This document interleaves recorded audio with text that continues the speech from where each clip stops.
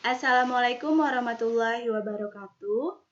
Hai semuanya, bagaimana kabar kalian hari ini? Semoga kalian dalam keadaan sehat walafiat dan selalu dalam lindungan Allah Subhanahu wa Ta'ala.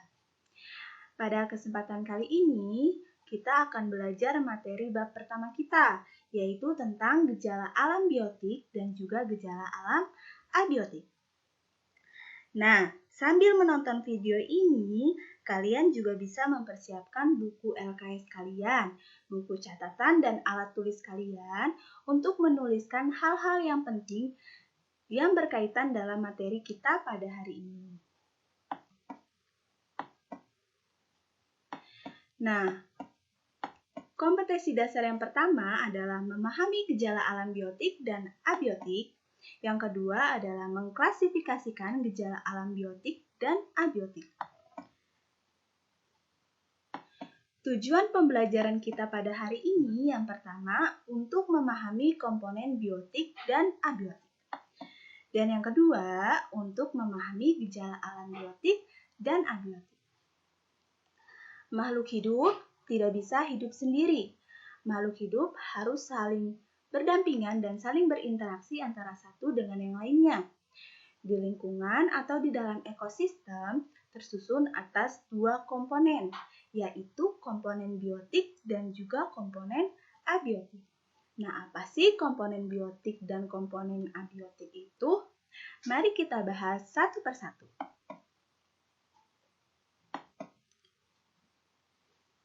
Pengertian komponen biotik. Coba perhatikan lingkungan sekitar kalian. Apakah kalian menemukan ada makhluk hidup lain di sekeliling kalian? Makhluk hidup apa saja yang kamu temukan? Di lingkungan sekitar kalian pasti ada banyak jenis makhluk hidup, baik itu tumbuhan maupun hewan. Nah, di taman kamu dapat melihat berbagai jenis tumbuhan seperti bunga mawar, bunga anggrek, rumput, pohon jambu, dan juga pohon mangga. Selain berbagai macam tumbuhan, kalian juga pasti akan menemukan berbagai jenis hewan. Seperti ada ayam, kucing, anjing, bahkan juga nyamuk. Nah, dari berbagai makhluk hidup yang ada di lingkungan sekitar kalian, itu termasuk ke dalam komponen biotik. Jadi, komponen biotik secara bahasa diartikan sebagai hidup. Sedangkan berdasarkan istilah, komponen biotik adalah komponen penyusun ekosistem yang terdiri dari makhluk hidup. Nah, makhluk hidup ini tersusun atas beberapa jenis tertentu. Di antaranya ada manusia, ada hewan, ada tumbuhan, dan yang terakhir ada bakteri atau jamur. Berikut ini adalah komponen-komponen biotik yang diklasifikasikan berdasarkan kedudukannya. Yang pertama ada produsen. Produsen adalah organisme yang dapat menghasilkan makanannya sendiri atau organisme autotrof. Contohnya itu adalah tumbuhan. Mengapa tumbuhan termasuk ke dalam produsen?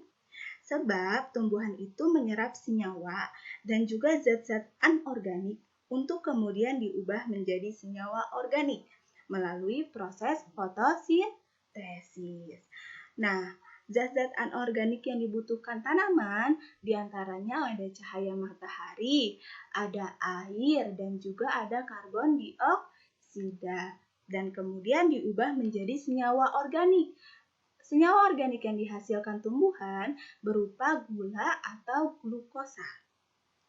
Dan juga ada oksigen.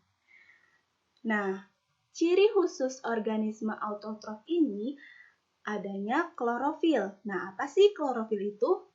Jadi, klorofil itu adalah pigmen hijau yang memberikan warna pada tanaman. Dan juga dikatakan sebagai mesin penghasil tanaman. Yang kedua, ada konsumen. Konsumen adalah organisme yang menggunakan bahan-bahan organik yang berasal dari organisme lain sebagai sumber energi dan makanannya, atau dikatakan sebagai organisme heterotrof. Contohnya itu ada manusia dan juga hewan. Nah, organisme heterotrof ini dia tidak bisa menghasilkan makanannya sendiri sebab dia sudah memiliki saluran pencernaan yang kompleks. Jadi dia tidak perlu lagi deh menghasilkan makanannya sendiri. Yang ketiga ada pengurai atau dekomposer. Pengurai atau dekomposer adalah organisme yang menguraikan bahan organik yang berasal dari organisme mati. Contohnya ada bakteri dan juga jamur. Nah, berdasarkan proses dekomposisinya terbagi menjadi 3, yaitu aerobik, anaerobik, dan juga fermentasi. Nah, kalau aerobik berarti bakteri aerobik ini dia membutuhkan oksigen. Kalau tidak ada oksigen, bakteri ini pasti akan mati. Nah, kalau anaerobik kebalikan dari aerob. Kalau aerob itu membutuhkan oksigen, kalau anaerob tidak membutuhkan oksigen. Sebab kalau misalnya dia ada oksigen, akan terbentuk H2O2 yang bersifat toksik terhadap bakteri tersebut. Dan yang terakhir ada fermentasi. Nah, kalau fermentasi dia hampir mirip dengan anaerob, tapi bahan organiknya ini teroksidasi atau terlepas dan juga sebagai penerima oksigen. Nah, contohnya adalah bakteri dan jamur dari jenis kamir dan juga kapang.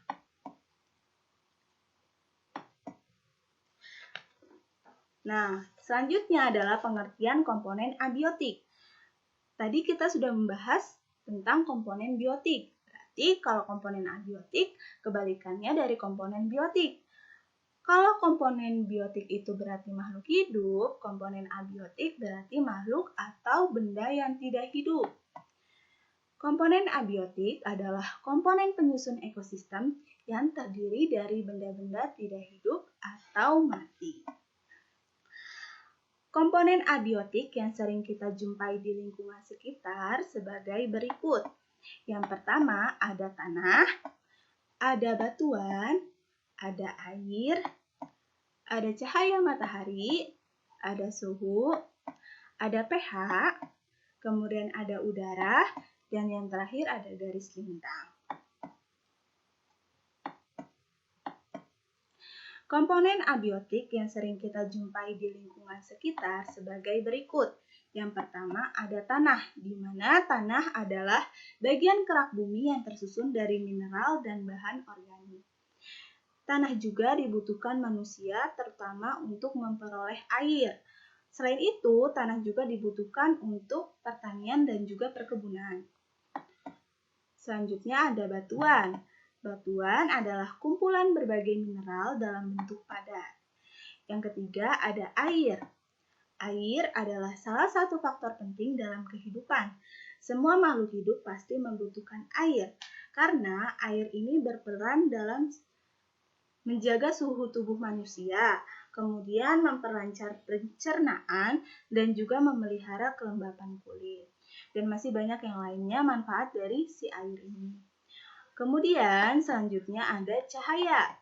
Cahaya adalah energi berbentuk gelombang elektromagnetik yang kasat mata. Di mana cahaya ini berperan dalam meningkatkan kekebalan tubuh dan juga meningkatkan kesehatan tulang. Jadi kalau kita berjemur pada pagi hari, berjemur ini pasti akan mendapatkan vitamin dari cahaya matahari tersebut untuk meningkatkan kesehatan tulang kita. Yang kelima ada suhu. Suhu adalah besaran yang menyatakan derajat panas dingin suatu benda. Jadi kalau misalnya suhunya dalam keadaan yang panas, tubuh kita ini pasti akan mengeluarkan keringat. Sedangkan kalau misalnya kita dalam keadaan suhu yang dingin, kita akan mengeluarkan urin dalam jumlah yang banyak. Selanjutnya ada pH. pH adalah derajat keasaman yang digunakan untuk menyatakan tingkat keasaman atau kebasahan yang dimiliki oleh suatu larutan. Nah, jadi tubuh manusia itu cenderung ke arah basa. Itu sekitar 7,35 sampai 7,45. Nah, kalau misalnya pH kita itu di bawah 7, maka artinya tubuh kita terlalu asam. Di mana tubuh yang sangat asam ini ternyata berbahaya banget untuk kita. Karena akan terjadi penumpukan karbon dioksida di dalam darah. Di mana karbon dioksida yang tinggi akan membuat pernapasan kita jadi sulit. Kemudian timbullah gejala-gejala lain seperti lesu misalnya, kelelahan, alergi, nyeri, terus juga gampang sakit. Nah, orang yang memiliki tubuh terlalu asam ternyata lebih gampang terkena virus.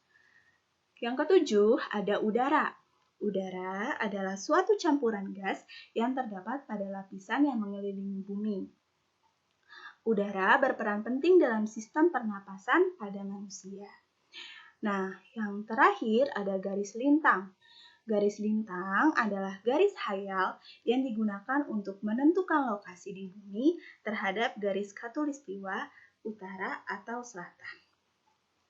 Nah, ternyata garis lintang ini secara tidak langsung menyebabkan perbedaan distribusi organisme permukaan bumi.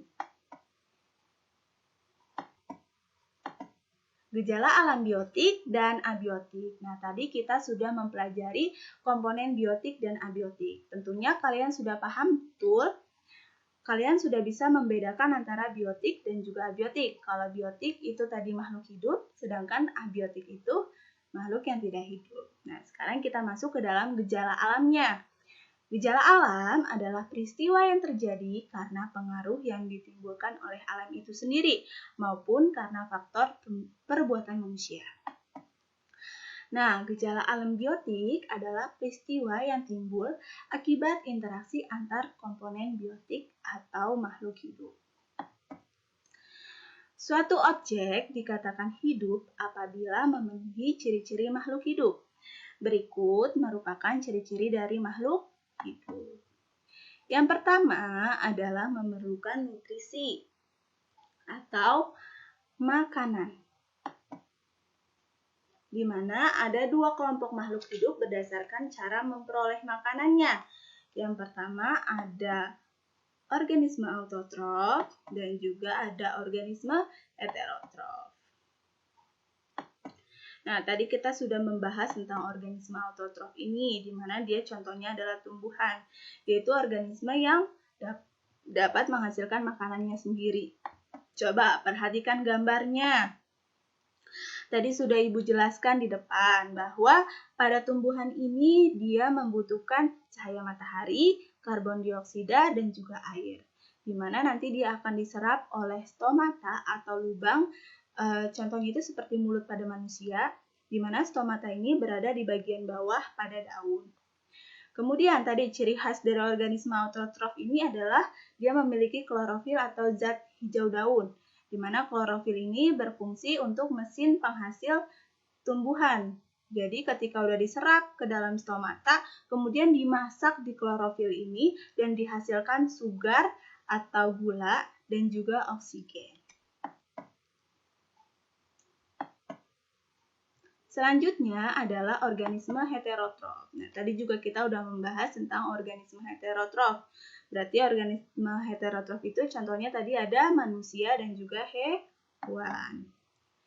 Nah, berdasarkan cara memperoleh makanannya, organisme heterotrof dibedakan menjadi yang pertama ada herbivora.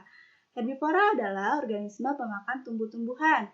Contohnya itu adalah kambing, kemudian ada sapi, dan juga ada jerapah. Kemudian yang kedua ada karnivora. Karnivora adalah organisme yang menjadikan daging sebagai makanannya. Contohnya apa yang pemakan daging? Hewan pemakan daging itu ada serigala, kemudian ada singa, ada harimau, ada beruang, dan juga ada penguin. Yang ketiga ada omnivora. Omnivora adalah organisme pemakan tumbuh-tumbuhan dan juga daging. Jadi dia dua-duanya dimakan. Contohnya itu ada musang dan juga ada ayam. Selanjutnya, ciri-ciri makhluk hidup yang kedua adalah respirasi. Respirasi atau yang kita kenal dengan bernafas adalah proses masuknya oksigen dan dikeluarkannya gas karbon dioksida dari dalam paru-paru. Di mana respirasi terbagi menjadi dua, yaitu respirasi aerob dan juga respirasi anaerob. Jadi, kalau respirasi aerob itu adalah respirasi yang memerlukan oksigen. Contohnya itu manusia, hewan, tumbuhan, dia membutuhkan oksigen. Kemudian kalau yang kedua itu adalah respirasi anaerob, yaitu respirasi yang tidak memerlukan oksigen. Contohnya proses fermentasi pada ragi. Nah, kalian bisa lihat di gambar tersebut bahwa kita menghirup oksigen dan juga melepaskan karbon dioksida. Berbeda dengan tumbuhan. Kalau tumbuhan dia menghirup karbon dioksida dan menghasilkan oksigen. Selanjutnya, ciri-ciri makhluk hidup yang ketiga adalah bergerak. Di mana bergerak didefinisikan sebagai perpindahan posisi, baik seluruh maupun sebagian tubuh makhluk hidup. Yang pertama contohnya adalah pada saat manusia berlari. Nah, di mana dia itu gerakannya secara aktif. Yang kedua adalah ikan yang sedang berenang. Ikan juga dia bergerak secara aktif. Yang ketiga ada burung yang terbang. Di mana burung yang terbang ini juga dia bergerak secara aktif. Nah, tapi ada juga makhluk hidup yang bergerak secara pasif. Contohnya itu adalah tumbuhan. Tumbuhan itu bergerak dapat kita lihat pada saat gerakan batang menuju arah datangnya cahaya matahari. Yang keempat, ciri-ciri makhluk hidup adalah peka terhadap rangsangan. Di mana peka terhadap rangsangan atau iritabilitas adalah suatu kemampuan makhluk hidup dalam menanggapi rangsang yang berbeda-beda. Contohnya yang pertama ada putri malu. Nah, putri malu, tumbuhan ini ketika kita sentuh, dia itu akan mengatupkan atau akan menutup daun-daunnya. Itu namanya dia peka terhadap rangsangan.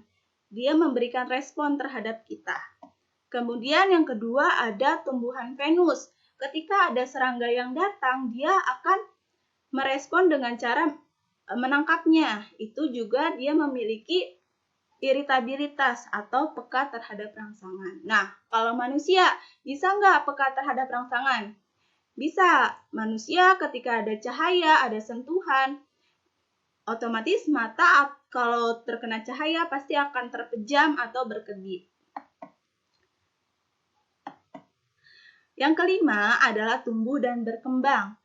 Pertumbuhan merupakan proses pertambahan ukuran, baik volume, bobot, dan jumlah sel yang bersifat irreversible atau tidak dapat kembali ke asal. Contohnya, pertumbuhan pada tumbuhan. Nah, tadinya tumbuhan itu kan berukuran 5 cm.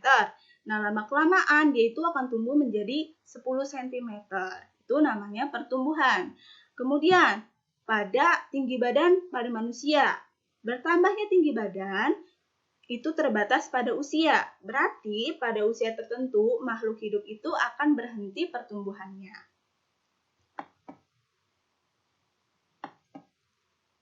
Selanjutnya ada perkembangan. Perkembangan adalah perubahan atau diferensiasi sel menuju keadaan yang lebih dewasa atau bersifat reversibel atau dapat berulang.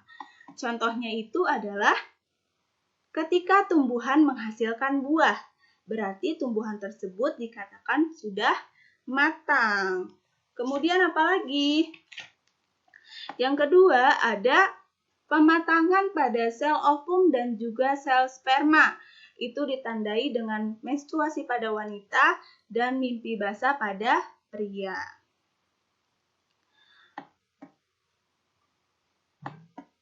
Selanjutnya, yang keenam adalah metabolisme. Metabolisme merupakan semua proses kimiawi yang terjadi dalam tubuh makhluk hidup. Jadi, proses kimiawi yang terjadi di dalam sel tubuh itu akan mengubah makanan ataupun minuman yang kita konsumsi menjadi energi. Nah, dengan adanya energi ini, kita dapat menjalani aktivitas sehari-hari. Contohnya seperti berjalan, bekerja, dan juga berolahraga. Nah, selanjutnya metabolisme itu terbagi menjadi dua, yaitu katabolisme dan juga anabolisme.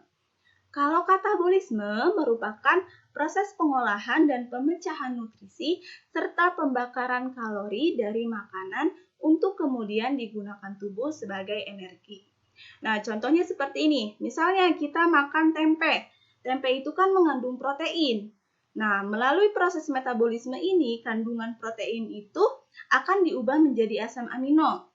Kemudian kita makan daging atau ayam, di mana ayam dan daging ini mengandung lemak. Nah, lemak ini akan diubah menjadi asam lemak. Kemudian kita makan nasi yang mengandung karbohidrat, di mana karbohidrat juga nanti dalam metabolisme tubuh kita akan diubah menjadi gula sederhana atau glukosa. Nah, selanjutnya tubuh itu akan menggunakan gula, asam amino, asam lemak sebagai sumber energi. Dan kemudian saat dibutuhkan, zat-zat tersebut diserap ke dalam darah dan didistribusikan ke sel-sel tubuh kita. Nah, selanjutnya ada anabolisme. Contohnya kayak gini. Jika kalau misalnya kamu mengkonsumsi lebih banyak kalori dari makanan dan minuman yang kamu konsumsi, maka tubuh kamu itu akan menyimpan kelebihan energi yang dihasilkan sebagai jaringan lemak. Jadi tadi kamu makan protein, kemudian kamu makan lemak, dan karbohidrat. Nah, kalau pada anabolisme ini nanti akan menyimpan kelebihan energi dan dihasilkan sebagai jaringan lemak. Selanjutnya yang ketujuh ada ekskresi. Ekskresi adalah pengeluaran zat-zat sisa metabolisme tubuh yang sudah tidak berguna lagi bagi tubuh kita. Contohnya yang pertama, ketika manusia itu berkeringat, berarti racun-racun dalam tubuh kita juga keluar. Kemudian ketika kita buang air kecil, kita akan mengeluarkan urin, di mana urin itu juga mengeluarkan racun dalam tubuh kita. Selanjutnya, kalau pada tumbuhan ada stomata. Tadi kita udah belajar tentang stomata, lubang seperti mulut pada manusia, dan juga lentisel. Nah, lentisel kalian bisa lihat di gambarnya. Kalian bisa perhatikan kalau lentisel itu kayak ada guratan-guratan.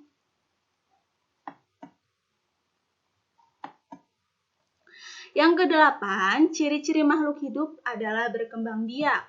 Berkembang biak adalah proses makhluk hidup dalam memperbarui keturunannya untuk mempertahankan atau memelihara spesiesnya. Jadi, perkembangbiakan makhluk hidup dibedakan menjadi dua, yaitu secara vegetatif dan juga generatif. Nah, ini terbalik nih. Kalau vegetatif tak kawin berarti contohnya seharusnya bakteri dan juga tanaman yang distek. Kalau yang generatif berarti contohnya itu ada manusia dan juga hewan. Nah, ini terbalik berarti ya. Nah, kalau pada manusia itu dia pasti melakukan perkawinan kan, manusia dengan manusia. Nah, kalau misalnya tidak kawin, itu berarti bakteri contohnya, dia itu amoeba, dia itu akan membelah diri, berarti dia tidak kawin. Kemudian tanaman yang distek, contohnya itu adalah singkong. Singkong itu ketika kita stek, pada batang yang distek itu akan muncul akar dan kemudian tumbuh menjadi tanaman singkong yang baru. Jadi dia tidak kawin. Yang kesembilan ada adaptasi. Adaptasi adalah cara makhluk hidup untuk menyesuaikan diri dengan lingkungan hidup di mana mereka tinggal. di mana yang pertama itu ada adaptasi fisiologi. Contohnya adalah unta, di mana unta itu memiliki punuk sebagai penyimpanan cadangan air karena di gurun itu kan sulit banget untuk dapetin air. Kemudian yang kedua adalah adaptasi morfologi. Bisa kalian perhatikan pada gambarnya bahwa kalau misalnya morfologi berarti kalian lihat tuh paruhnya berbeda-beda. Nah, berarti makanannya juga beda-beda. Nah, kemudian yang terakhir itu ada adaptasi tingkah laku, di mana hewan ini akan menyesuaikan dengan kondisi lingkungan untuk membantunya bertahan hidup. Di mana contohnya itu ada bunglon, di mana bunglon ini dapat mengelabui mangsanya dengan cara berubah warna. Nah, contoh dari gejala alam biotik. Tadi kita udah bahas semuanya ciri-ciri makhluk hidup. Apa aja contohnya? Yang pertama ada hama tanaman yang merajalela. Nah, kalian bisa lihat, hama itu termasuk komponen biotik. Dia kan apa tuh? Hewan. Dia termasuk biotik berarti. Kemudian apa nih? Yang kedua adalah penyebaran virus HIV. Nah, yang nyebarin virus itu siapa? Makhluk hidup kan, manusia. Itu manusia termasuk ke dalam biotik. Yang ketiga adalah kepunahan spesies hewan dan juga tumbuhan. Nah, hewan dan tumbuhan termasuk ke dalam biotik. Selanjutnya adalah metamorfosis. Nah, metamorfosis ini tadi merupakan ciri-ciri makhluk hidup dari pertumbuhan dan juga perkembangan. Selanjutnya ada perkecambahan dan juga pelapukan batuan oleh lumut. Selanjutnya, kita bahas tentang gejala alam abiotik. Gejala alam abiotik adalah peristiwa yang timbul akibat interaksi antara komponen abiotik atau benda yang tak hidup, di mana beberapa karakteristik atau sifat gejala alam abiotik antara lain sebagai berikut. Yang pertama ada wujud, di mana benda abiotik dapat dibedakan berdasarkan wujudnya. Contohnya, ada yang berwujud padat, ada yang berwujud cair, dan juga ada yang berwujud gas. Yang kedua adalah bentuk, di mana bentuk ini dapat dibedakan. Contohnya, bentuknya kertas, pensil, tas, dan buku. Dia itu mempunyai bentuk yang berbeda-beda, sehingga kita dapat mudah membedakannya. Kemudian, selanjutnya yang ketiga ada warna, di mana gejala alam abiotik dapat diamati karakteristik warnanya. Misalnya, tanah itu ada berbagai macam warna. Ada yang berwarna merah, ada yang berwarna coklat, hitam, dan juga putih. Kemudian yang keempat ada ukuran. Ukuran benda abiotik dapat berupa panjang, berat, volume, dan juga suhu. Yang kelima ada bau, di mana gejala alam abiotik dapat dicirikan berdasarkan baunya. Misalnya, zat belerang mempunyai bau yang berbeda dengan air kotor. Yang keenam ada rasa. Gejala alam abiotik dapat dicirikan dari rasa. Contohnya itu dari rasa manisnya gula dan juga asamnya cuka. Kalian pasti bisa membedakannya kan? Kemudian yang ketujuh ada tekstur. Gejala alam abiotik dapat dicirikan dari tekstur. Contohnya itu dari halus dan kasarnya suatu benda. Contohnya pasti tekstur pasir dengan tepung itu berbeda. Kalau pasir itu dia akan lebih kasar, kalau tepung itu dia halus. Nah, selanjutnya contoh gejala alam abiotik. Contoh gejala alam abiotik yang pertama adalah petir. Petir ini dia termasuk ke dalam abiotik. Kemudian ada pelangi. Yang ketiga ada proses hujan. Yang keempat, ada kekeringan yang melanda di tanah yang luas. Ada gunung meletus, ada tsunami, dan juga ada gerhana matahari. Kenapa sih semuanya ini termasuk ke dalam abiotik? Coba diperhatikan, penyebabnya itu siapa? Misal, contohnya tsunami, penyebabnya siapa? Air kan? Nah, air ini termasuk ke dalam komponen abiotik.